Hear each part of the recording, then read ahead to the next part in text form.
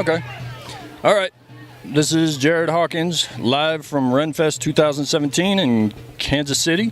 And we were drawn to this beautiful, I'm going to call it a sculpture. Yes. Is that cool? Okay.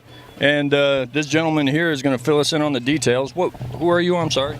I'm Mike O'Neill with Renfest group called IHEA, Institute for Historical and Educational Arts. We teach lost arts such as blacksmithing, chainmail, spinning wool, triangle loom, lucette, just a whole bunch of arts. And you guys can check us out on www.historicarts.com. Sweet. All right, now see, that's why I was drawn to this, because this right here speaks to me as a dying breed of artisan. We don't have enough cobblers, enough people that can fix crap anymore. And this right here, I mean, what you just explained is something that I feel as a dying art needs to remain. And spring and fall, we teach classes and everything I mentioned earlier right here on the Renfest grounds. We've got about 4,000 hours in this project already. Well, now explain to me, because it looks like you have the various sizes of scales. Yes, there are 5 different size scales that are all hand cut and individually hand welded to the structure. So is that you're TIG welding it, or how are you doing it? We're doing a MIG weld. At any given time, we got 3 to 5 MIG welders up here running. Oh, wow. We started in May, and we've been working on site since July. Okay. So basically your skeleton and of course these wings, along with the head, were the biggest part, I suppose. Yes, the head has taken our armors quite some time to build, because they got to individually bend and shape all the sheet metal. When it's done, the eyes will light up, it'll roar and blow fog every 15 minutes. Yeah, I noticed the piping in there. I was like, so pyrotechnics? Just the water-based fog. Okay, that's safer. They don't appreciate crispy patrons out here. A 30-foot flame would not be good. Safety always takes the fun out of it. Good gosh. Well, thank you for your time. Appreciate you, like I said, keeping the arts alive. It's, again, something we need to do, something we need to be aware of, honestly. Thank you very much for your time. Please let your followers know about our site, and we'll be happy to help you in any way possible. All right, well, thank you. Thank you. Okay. All right. This is Jared Hawkins, live from Renfest 2017, Kansas City. I am here with Andrew, and Lauren. Mm-hmm. Lauren. How many times have you guys been here? This is my first time in like 15 years. First time? Yes. In 15 years? Yes. What brings you out?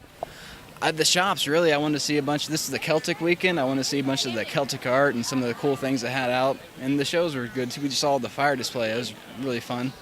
Okay, cool. And is this so your very first time, or? Yeah. Really? Okay. Are you originally from the area? I'm from Olathe, but. Okay, close enough. All right. So what besides the Celtic stuff?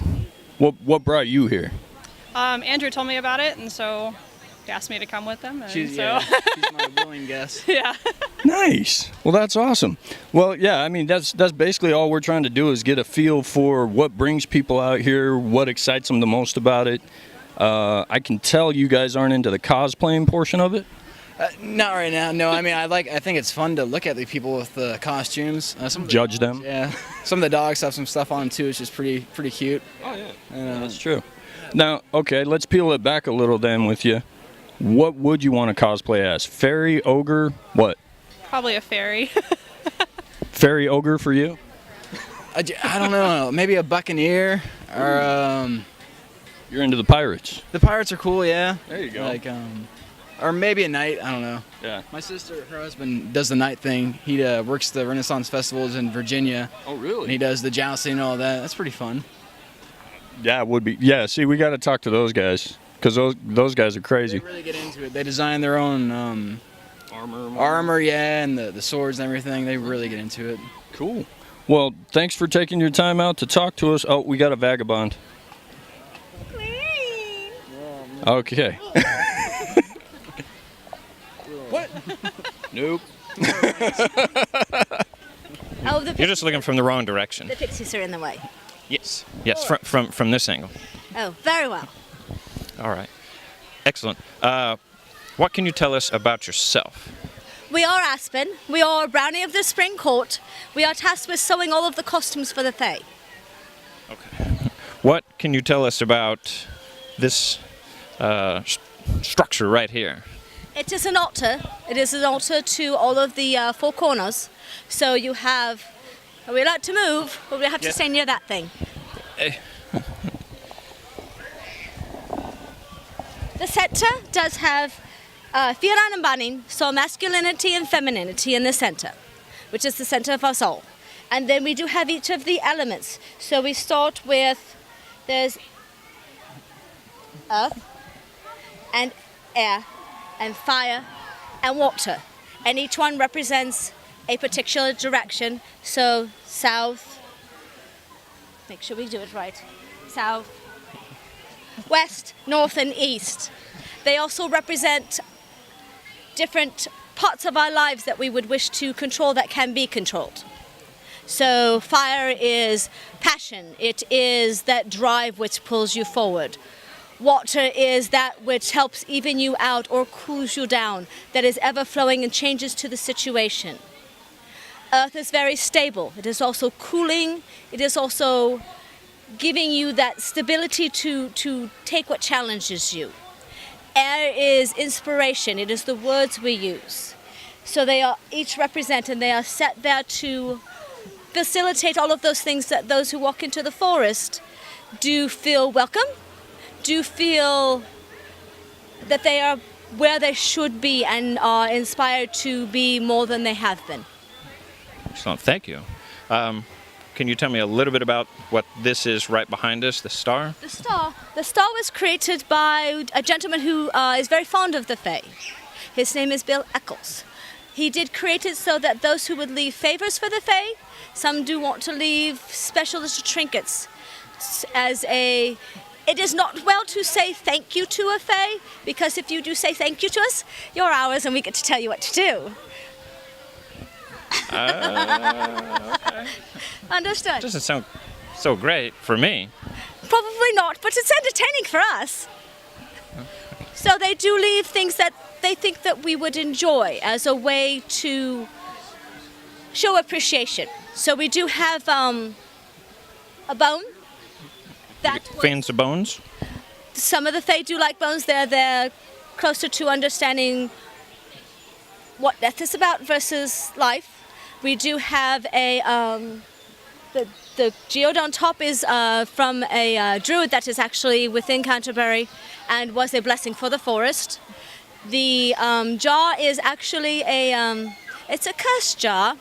It is when one of the Fae has anger that they need to get rid of, that they decided not to put out on someone else, and so they put it into the gems that are in there. So we leave it close and on there so it is guarded. Okay. We don't like opening it. No, I pass. Ha. What else is it you wish to know? How many other Fae are there in your neck of the woods here? In Canterbury currently, 13 or 14. Okay. There is Queen Titania, Queen of all the Fae. There is Lord Herne, King of Shadows, consort to Mabe. We have 3 of our 4 sovereigns. So we have Tungsten, who is sovereign of fire, Willowy, who is sovereign of air, and Terene, who is sovereign of earth. Norat is not able to be here. She was called away. She had something she must take care of within the oceans. We also have, today Scarab is visiting. He is a Spriggan. He is our god. We have Sage, Thyme, Cinnamon, and Lemongrass, who are all forest fae. So they do help take care of the Canterbury's forest. Then there is Rowan, who is our brother. He is another brownie. And he is much more about cleaning things than he is about sewing. And then there is us. Oh, excellent. I talked to Scarab earlier. It doesn't seem like maybe the antithesis. He's of the gentleman who cleans. He seems very... Scarab is a dung beetle and a spriggan. So he does... Beetles like to roll dung around and keep their treasures inside so that you don't take them. Yeah, I would definitely steer clear of any balls of poo.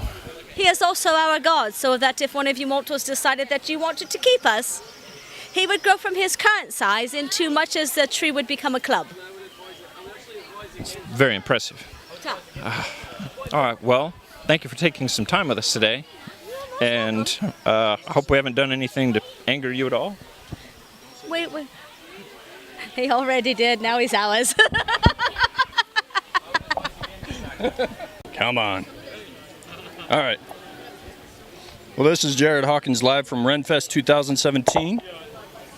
And I'm here surrounded by pirates. Yeah. Scallywags? Are you okay with scallywags? We've been called a lot of things, mate, but scallywag probably in small circles, eh? Oh. I'm going to keep that tight then. What about you? What about me? Come on over. Oh, all right. The Pirate King. I'm graced by royalty yet again. That's what they say. Yet again? Again? Wait, what? Uh-oh. Need to Been walk. graced by royalty before? You need to mosey about here a little bit more, yeah. I'm not sure what emoji I've run into quite a few. What is emoji? Describe this for us. Hopefully you don't get an infection if you get a mosey. There was that one time in Singapore. We don't talk about Singapore. Well, you just did. What stays in Singapore? What? Is that a thing? I don't know What happens in Singapore stays in Singapore? What are you talking We know about? nothing. I don't know. I think I need more to drink. Drinking's good. So you're having fun today? Yes. No. Yes. And yeah, we're just here to let people You know started what's this going adventure. on. Where'd you go? No. You're in it now, mate. You're welcome, Captain. What'd you say? You remember, right? You were the one on television, not me, eh? Uh-oh. Crap, he's right. It's true. How many years have you been coming to this Renaissance Fair? It's been a couple of decades I've been out here. Are you really? In Wow. one form or another. Okay. Like, Oh, okay. So you've graduated to Pirate King then, I take it. whether was it graduation or was it humiliation? Humiliation. Sounds right. Graduate humiliation. This year I was presented my crown as the Pirate King, not just of the fair, so the Midwest. And that was presented to me for charitable works. I'm on a board of 2 different 501c3 organizations where we do charity work across the country. We've done stuff for Fisher House and Bikers Against Child Abuse. This year we're doing stuff with Juvenile American Diabetes Society. Fantastic. So what we do out here is fun, but there's a bigger purpose. Yeah. And a lot of us in our spare time do a lot of charity work. Yeah, well, that's why as 2 lazy guys, we're out here doing this podcast, because we understand that a lot of the artisans and a lot of the people that come together here, this isn't just about debauchery. I mean, that's kind of comes with the territory, but everybody's here to educate. I mean, ultimately, you come here and you learn about stuff that you don't get anywhere else. It's either this or gel, and Good, don't look good in orange. valid point. Do something constructive. But yeah, so decades. That's something I haven't been able to get out of anybody yet. How long has this Renaissance Fair been around? It's been what, 40 years? This is the 41st year. 41st year for this fair. And we actually have some people that have been here since day one. Wow. If you get a chance, Madam Red has been here 38, 39 years. We're gonna have to have a sit down with Madam Red. She's fantastic. She's been here forever. There's some of us out here that have been here for a long time. But it's a way of life too. You know, my group travels the country. We perform all over. We do living history encampment and do pirate history, and so this is just a way to give back. Now, with your experience with pirate history, is that word of mouth? Is it written stuff? I mean, how do you come by things and recognize it as truth or just... You'd be surprised. A lot of pirate captains were actually ex-naval officers, so they're well educated. There is a lot of journals out there. I belong to a couple groups on Facebook that are actually dedicated to studying authentic pirate history. One of the main contributors to one of the groups I belong to is a professor out of Cambridge, if I remember right, and he does pirate lore. He's the one that dispels myths. If you have a question, you just ask him, and he knows the answers. So what we try to do here, we give a Hollywood image. The bucket boots and the big hats. This is an image of Hollywood. This is not what authentic pirates don't wear this kind of stuff. If I was back in that day, no, I don't think I'd be wearing stuff like that. You'd wear like slope pants and buckle shoes and a little mammoth hat, and You're next, Gibbs. Something that makes it easy to get around the ship on a wet deck, right? Well, my name being called this way. Right. So if you fall overboard in bucket boots, they fill the water and they weigh about 40 pounds and you sink straight to the bottom. So anyway. Practicality, that's what pirates are all about. Well, I don't know about practicality. I mean, but this is your show. Oh, well. You heard it here. A pirate's life. That's one of the things we need to strive for, especially in today's economy. You right? Now, let me hear you say something. Look at that camera right there. Mm-hmm. No, arr. Arr. He said arr. I said arr. He said it again. It works every time. It's a beautiful thing. We're having a great time, and we are here with some average Joes and average, what'd you call them? Joettes, to get a idea of what brings people out to the Renaissance Festival. So, sir, how many times have you been here? This is my first time, and I've really enjoyed it. The jousting was fun. The different food and venues to see, people watching is always fun. So, yeah, it's been a fun time. What's your favorite food? My favorite food? Obviously, I have no unfavorite foods. Well said, well said. And madam, what brought you to here, and how many times is it for you? I just came out here to spend time with my family. I have probably not been here for about 10 years. Really? So it was fun. My favorite food is Boulevard wheat. Yeah. The liquid diet. Yes. Indeed. Very good, very good. And so how many times has it been for you? This isn't your first time, I take it? This actually is my first time, yeah. Why do I always get the first timers? Comic-Con, I interviewed nothing but first timers. I'm attracted to first timers. Well, what do you make of it then? Oh, I love it. It's great. It's bigger than I thought it would be. The jousting's fun. Don't get the chicken tacos. Just don't do that. That didn't treat you right? No. Is it the heat? No, it was the chicken taco. Well, honestly, I think everybody comes here for the turkey leg. So if you didn't get, Yeah, see, I don't do turkey legs either. So I had to throw my turkey leg away because I kept wanting to use it as a mic, and I don't know why, bad reception. But and how about yourself? Is this your first time? No, sir. I've been coming probably the last 10 or 15 years. Every year? Yes, usually. What brings you that many times? We just love the festivities and the, just the Renaissance thing. So we have a blast every year. Now, see, she says Renaissance thing, but what specifically is it that you're like, you walk through the gates and you're just beelining straight to something? What brings you back? The costumes are fun, a lot of fun, and the people that work here, and of course the jousting and the events. Have you ever dressed up yourself? No, I haven't done that yet, but I need to. What do you want to dress up as? Well, princess, of course. Okay, I gotta ask the same question. What do you want to dress up as? Ogre?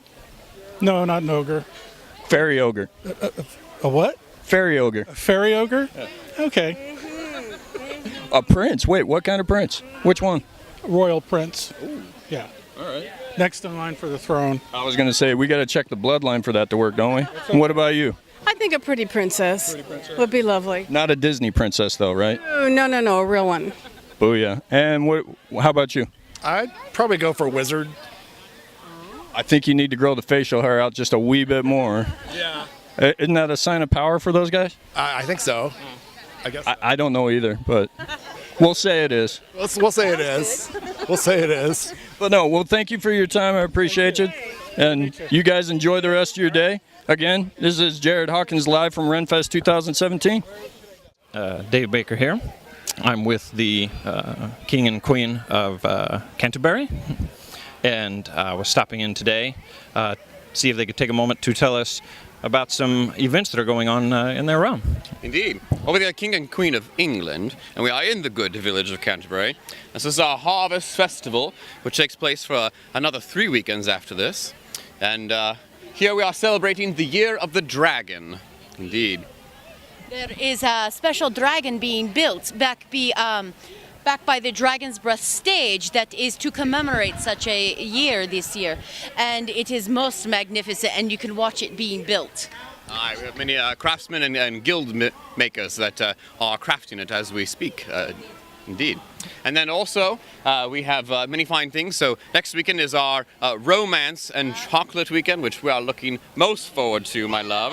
I think we shall renew our vows, indeed, at the wedding of the century, which would be something that good people, our visitors of Canterbury, can come and join us with as well.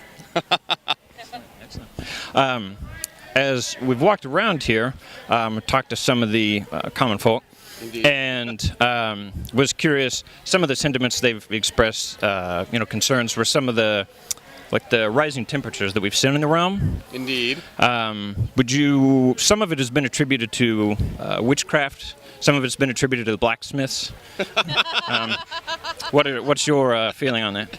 Well, we have had quite a bit of a cold spell for the last, 50 years, I believe. So I think the warmer temperatures are very well. And my beloved here, she is from Spain. I'm quite used to this weather. It is what I do remember from my childhood. You see, I do not even break a sweat in this. So we quite welcome it. Indeed. But I know not what causes it at this time. So perchance they are wise, but I would not necessarily speculate. I'll talk to the cardinal for that. All right. Well, thanks for taking some time out of your very busy schedule. Oh. And I will not detain you any further. It is no problem at all. We are most happy to speak with you. And we hope that you enjoy your time, and all of our patrons enjoy their time in Canterbury. Thank you. Well met. Good day. Just give me the sign. All right. This is Jared Hawkins live from Renfest 2017 here in Kansas City. And I've found two patrons here. Just going to ask them how many times they've been here, what brings them back. So what does it make it for you? How many times have you been here? I don't know, like 15. 15? 15. So you're a local, I take it? I've lived in Kansas City for 9 years. Oh. And yet you've come here for 15 years? I come more than once every year, yeah. Oh, okay. Gotcha. Okay. So what brings you back that often? The face painting? Absolutely. Yeah? Yeah, just the face painting, nothing else. It's just that. Yeah. Oh, come on. Do you ever come here in costume? No, I would never do that. If you did, what would you want to come as? Like Nancy Pelosi. Probably. He went there. That's awesome. Great. And so how many times is it for you? This is my first time. Your first time. What are you thinking of it? I think it's awesome. Yeah. Yeah, it's so fun. Escape from reality. Pretty much. Yeah. I mean, that's mostly why people come out here, just to enjoy getting away from Nancy Pelosi, right? Exactly. But we brought her here. Next week, just wait. That's what he's coming as. Very nice. But no, today has been freaking wonderful. I mean, you've been here in years past. It's usually, 100 plus? Today's fucking hot. I don't know. And that's allowed, too, by the way. Oh, okay, good. Absolutely. Yeah. We don't have to edit anything. Super hot. Yeah, real fucking hot. Yes. So, but no, well, thank you for taking the time. I hope you guys enjoy it. And you have to return. Did you guys take in the jousting yet? Yes. Mm-hmm. Yeah. Yeah. Jousted many a time. What makes that so awesome? Somebody share. Michael? Life experience. Enough said. Cut. I'm here with Rod Sipe, known also as Dr. Doompay. And he's been. How many years have you been here at the Renfest? This is my 39th season. 39. Wow. And I guess what is it that you really enjoy about being here and performing at the Renfest? It's definitely the audiences. It's the people in the audience. I get to, I've been a magician ever since I was a kid. You've been a magician ever since I was a kid. Yeah, and I'm in my 60s, so we're talking at least a half a century, more than half a century as a magician.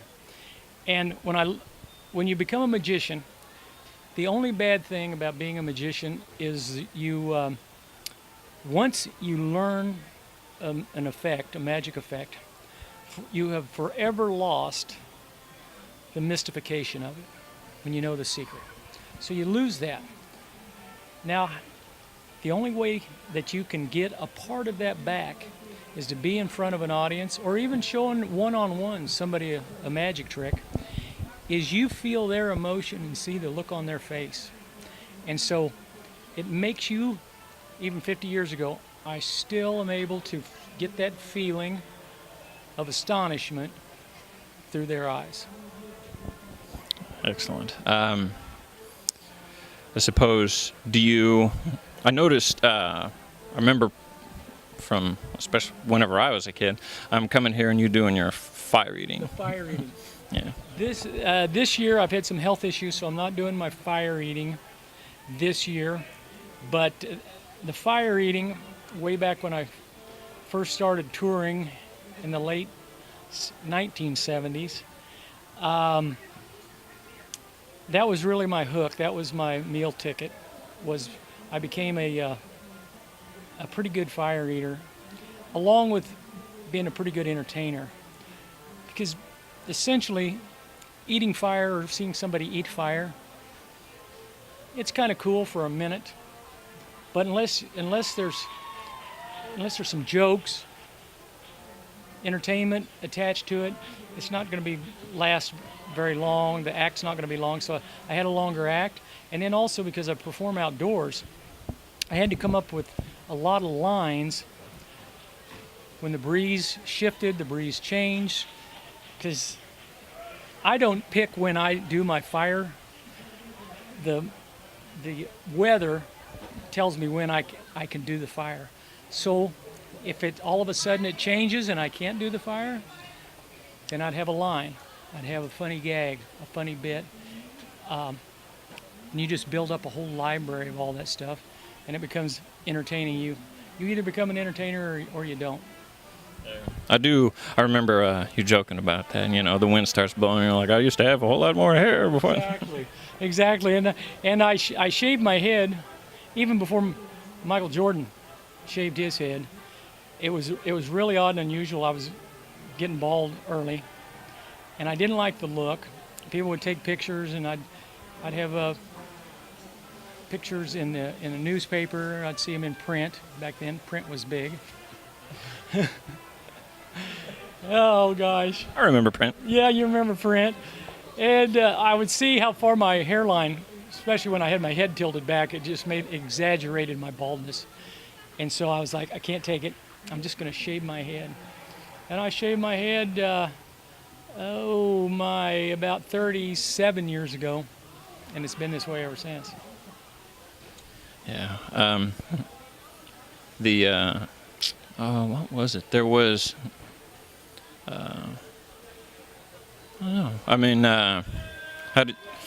is this something you'll just try to continue to do, even as a patron? You still come and visit, just. Well, this is kind of a real transition year for me because I had some health issues in July, real serious health issues, and I didn't know if I was going to be healthy enough to come back to the festival this fall. I missed the opening weekend. I was still in the hospital, so I missed Labor Day weekend. And then I have two friends that are helping me with the show. They set it up and tear it down, do all the hard work. And I really didn't realize how much I was going to miss it until I missed that first weekend.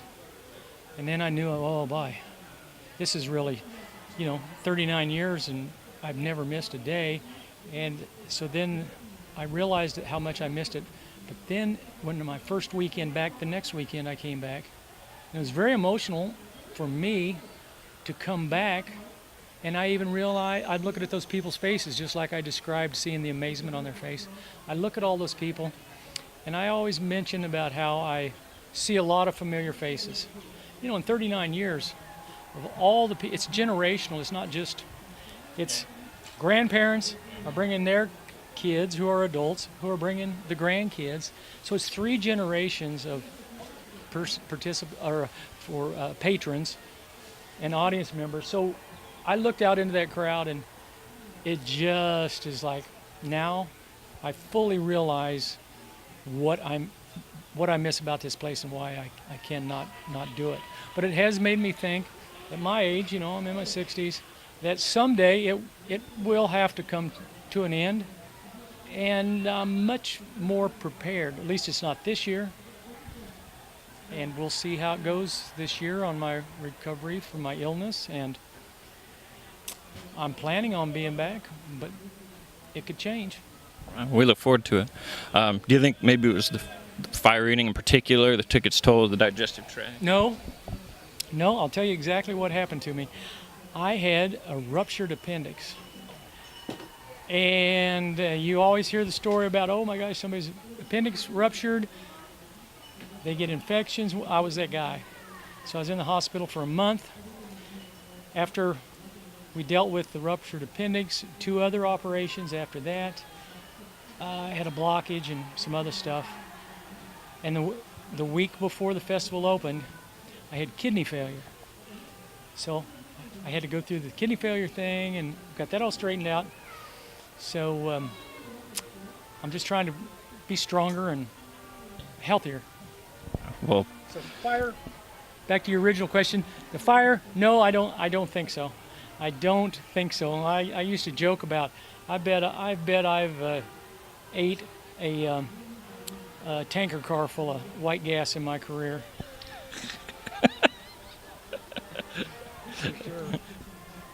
All right. Well, thank you for taking some time out of your day to speak with us. We really appreciate it, and look forward to catching you back next year. Okay. Well, I'm honored that you would find my story interesting enough to put it out there, and I'm still chuckling about the print media, just because my generation, we grew up with newspapers and whatever, and there was a certain point that I was just a little bit angry and like, oh my gosh, the newspapers are they're nothing anymore, and they're terrible, and it's online, and I'm a very savvy online guy, you know.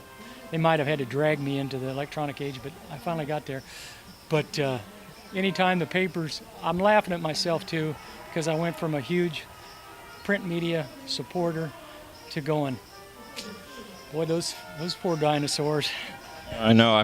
I have some newspaper in my house. I use it to light my charcoal on my grill. That's about the only thing it's good for. That's wrapping up fish, is what they say. Putting it in the bottom of the bird cage. Oh, boy. All right. Well, thanks again. Really appreciate it. All right. I enjoyed it. All right. Thanks.